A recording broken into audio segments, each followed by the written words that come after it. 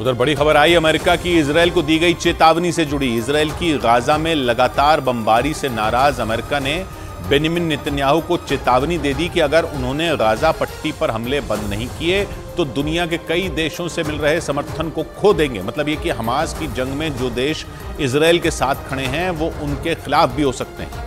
माना जा रहा है कि इजरायल पर अमेरिका का गुस्सा इसलिए भड़का क्योंकि इजरायली सेना की कार्रवाई में गाजा में बड़े पैमाने पर बच्चों और महिलाओं की मौत हो रही है और इसी वजह से इजरायल के साथ साथ पूरी दुनिया में अमेरिका की भी किरकिरी हो रही है।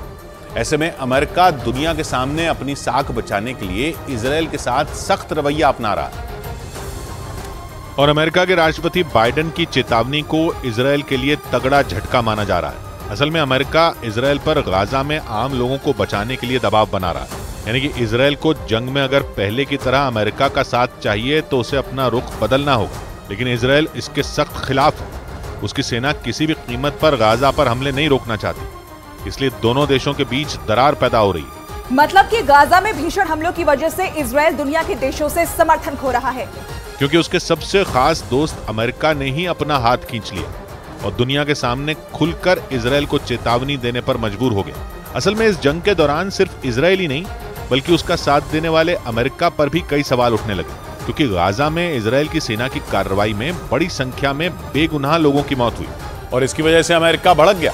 गाजा में इजरायल की सेना ने हमास से निपटने के लिए ताबड़तोड़ मिसाइलें दागी, लेकिन आरोप है कि अपनी कार्रवाई करने के दौरान इजरायल के सैनिकों ने वहां आम लोगों को भी नहीं बख्शा। इतना ही नहीं, आरोप है कि इजरायल ने वहां बच्चों और महिलाओं पर भी रहम नहीं दिखाया।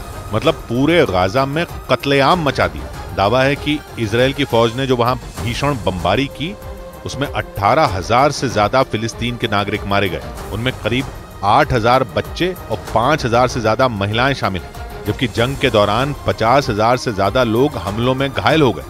इतना ही नहीं, करीब 8,000 लोग लापता बताए गए और बड़ी संख्या में हुई लोगों की मौत के बाद भी इजरायल की सेना रुकने का नाम नहीं ले रही है, क्योंकि जंग की शुरुआत में उत्तरी गाजा को निशाना बनाया जा रहा था, लेकिन 2 महीने बाद दक्षिण गाजा पर भी इजरायल के सैनिकों ने हमले तेज कर दिए और इन्हें रोकने के लिए अमेरिका ने मोर्चा खोल दिया। राष्ट्रपति बाइडेन ने यह साफ कर दिया कि अगर इजरायल ने हमले नहीं रोके तो जंग में वो अकेला पड़ जाएगा।